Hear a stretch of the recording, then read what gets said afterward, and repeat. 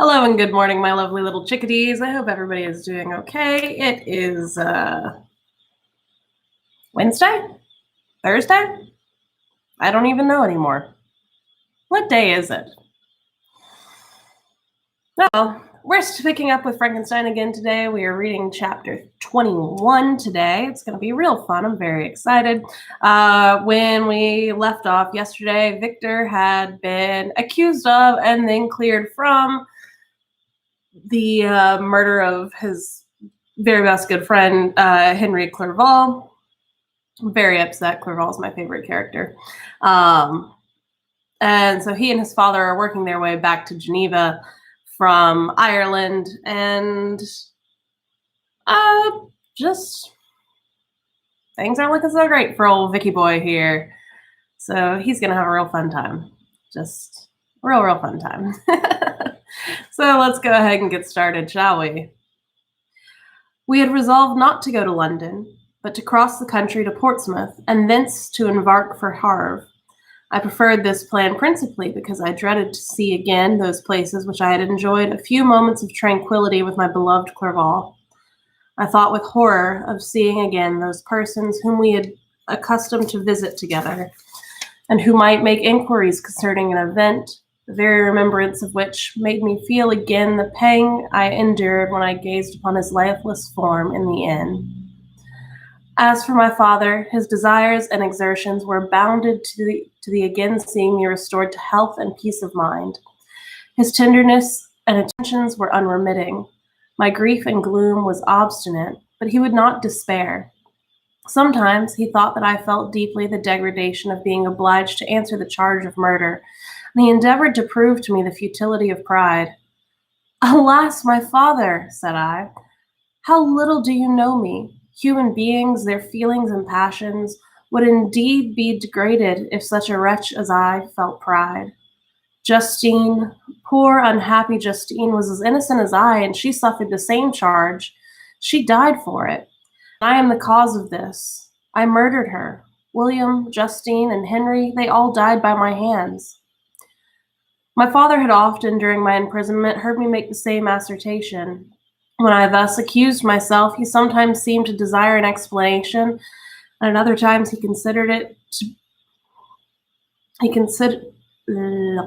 at others he appeared to consider it as caused by delirium, and that during my illness some idea of this kind had presented itself to my imagination, the remembrance of which I preserved in my convalescence.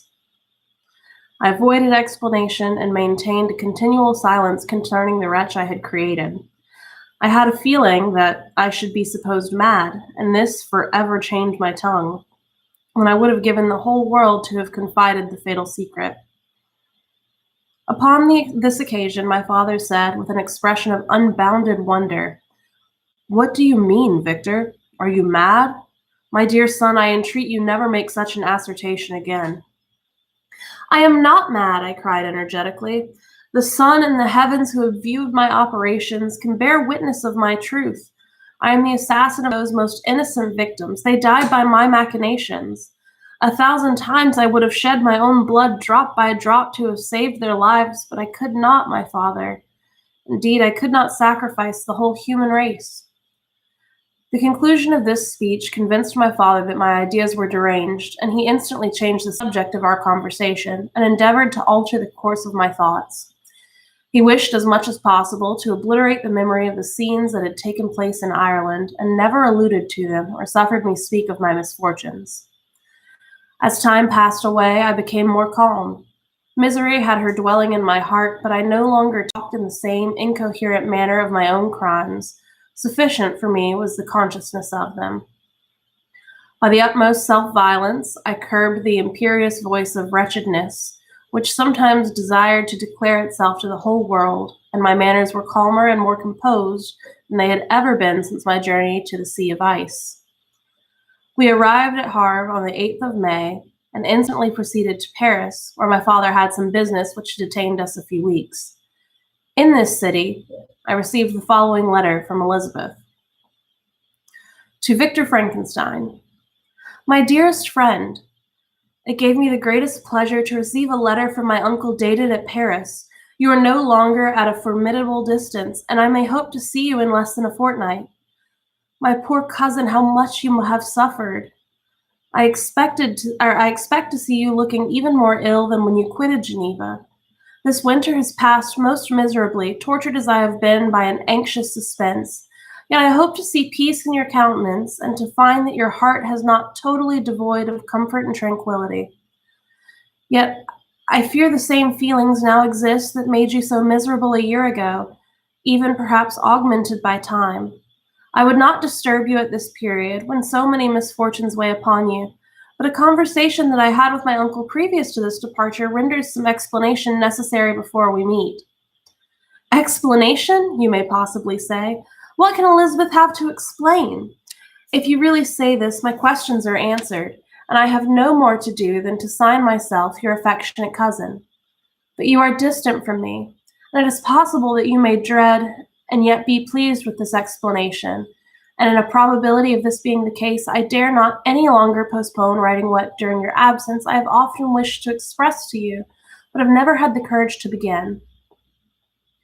You know well, Victor, that our union has been the favorite plan of your parents since our infancy. We were told this when we were young and taught to look forward to it as an event that would certainly take place. We were affectionate playfellows during childhood, and I believe dear and valued friends to one another as we grew older. But as brother and sister often entertain a lively affection towards each other, without desiring a more intimate union, may not such also be our case? Tell me, dearest Victor, answer me, I conjure you, by our mutual happiness with simple truth. Do you not love another?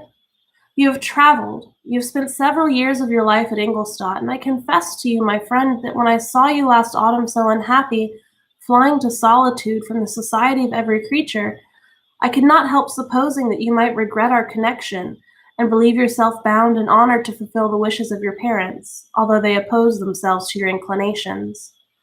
But this is false reasoning. I confess to you, my cousin, that I love you, and that in my airy dreams of futurity, you have been my constant friend and companion.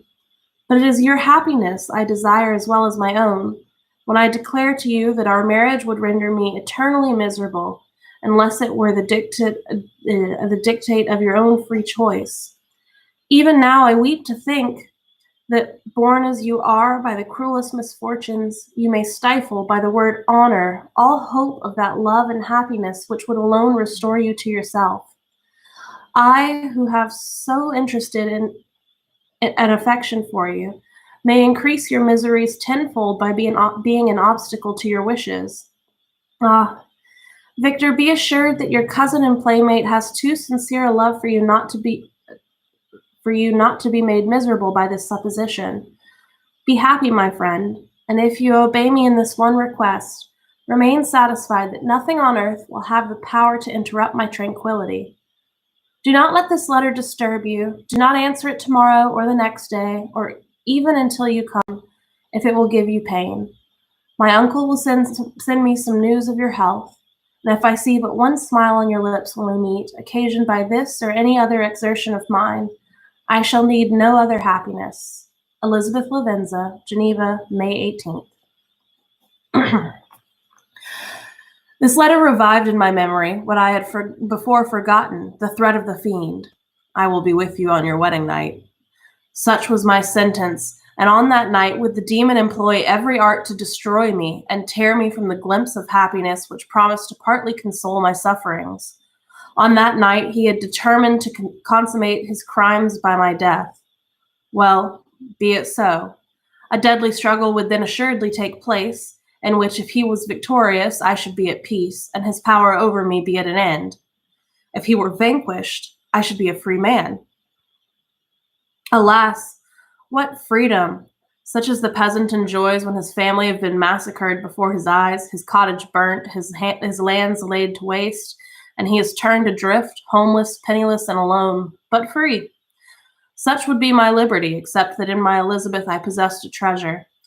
Alas, balanced by those horrors of remorse and guilt which would pursue me until death. Sweet and beloved Elizabeth! I read and reread her letter with some some softened feelings stole into my heart and dared to whisper paradisical dreams of love and joy. But the apple was already eaten, and the angel's arm bared to drive me from all hope. Yet I would die to make her happy. If the monster executed his threat, death was inevitable. Yet again I considered whether my marriage would hasten my fate. My destruction might indeed arrive a few months sooner, but if my torturer should suspect that I postpone it, influenced by his menaces, he would surely find other and perhaps more dreadful means of revenge. He had vowed to be with me on my wedding night, yet he did not consider that threat as binding him to peace in the meantime. For, as if to show me that he was not yet satiated with blood, he had murdered Clerval immediately after the enunciation of his threats. Pretty sure you went back on your word first, kid. I resolved, therefore, that my immediate union with my cousin would conduce either to hers or my father's happiness. My adversary's designs against my life should not retard it a single hour. In this state of mind, I wrote Elizabeth. My letter was calm and affectionate. I fear, my beloved girl, I said, little happiness remains for us on earth, yet all that I may one day enjoy is concentrated in you. Chase away your idle fears. To you alone do I consecrate my life, and my endeavors for contentment. I have one secret, Elizabeth, a dreadful one. When revealed to you, it will chill your frame with horror, and then, far from being surprised at my misery, you will only wonder that I survive what I have endured. I will confide this tale of misery and terror to you the day after our marriage shall take place. For, my sweet cousin, there must be perfect confidence between us. But until then, I conjure you, do not mention or allude to it. This I most earnestly entreat, and know you will comply. In about a week after the arrival of Elizabeth's letter, we returned to Geneva. My cousin welcomed me with warm affection, yet tears were in her eyes as she beheld my emaciated frame and feverish cheeks. I saw a change in her also. She was thinner and had lost much of that heavenly vivacity that had before charmed me. But her gentleness and soft looks of compassion made her a more fit companion for one blasted and miserable as I was. The tranquility which I now enjoyed did not endure. Memory brought madness with it, and when I thought on what had passed, a real insanity possessed me. Sometimes I was furious and burnt with rage, sometimes low and despondent. I neither spoke nor looked, but sat motionless, bewildered by the multitude of miseries that overcame me. Elizabeth alone had the power to draw me from these fits. Her gentle voice would soothe me when transported by passion, and inspire me with human feelings when sunk in torpor. She wept with me and for me. When reason returned, she would remonstrate and endeavor to inspire me with resignation. Ah, it is well for the unfortunate to be resigned, but for the guilty there is no peace. The agonies of remorse poison the luxury there is otherwise sometimes found in indulging the excess of grief. Soon after my arrival, my father spoke of my immediate marriage with my cousin. I remained silent. Have you been some other attachment? None on earth. I love Elizabeth, and I look forward to our union with delight. Let the day therefore be fixed, and on it I will consecrate myself in life or death to the happiness of my cousin. My dear Victor, do not speak thus. Heavy misfortunes have befallen us, but let us only cling closer to what remains, and transfer our love for those whom we have lost to those who yet live. Our circle will be small, but bound close by the ties of affection and mutual misfortune. And when time shall have softened your despair, new and dear objects of care will be born to replace those of whom we have been so cruelly deprived. Such were the lessons of my father, but to me the remembrance of the threat returned. Nor can you wonder that, omnipotent as the fiend had yet been in his deeds of blood, I should almost regard him as invincible, and that when he had pronounced the words, "I shall be with you on your wedding night," I should regard the threatened fate as unavoidable. But death was no evil to me. If the loss of Elizabeth were balanced with it, and I, therefore, with a contented and even cheerful countenance, agreed with my father, that if my cousin would consent, the ceremony should take place in 10 days, and thus put, as I imagined, to seal my fate. Great God! If for one instant I had thought about what might be the hellish intention of my fiendish adversary, I would rather have banished myself forever from my native country and wandered a friendless outcast over the earth than have consented to this miserable marriage. But, as if possessed of magic powers, the monster had blinded me to his real intentions, and when I thought that I prepared only for my own death, I hastened that of a far dearer victim. As the period fixed for our marriage drew nearer, whether from cowardice or a prophetic feeling, I felt my heart sink within me.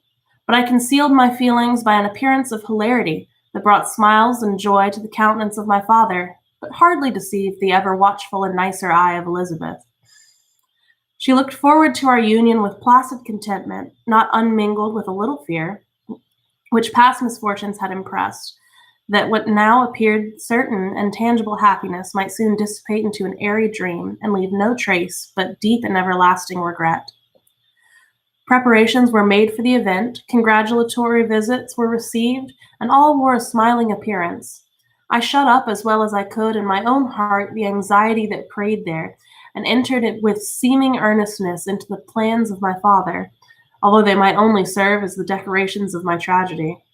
A house was purchased for us near Colonnay, by which we should enjoy the pleasures of the country, and yet be so near Geneva as to see my father every day, who would still reside within the walls for the benefit of Ernest, that he might follow his study at school.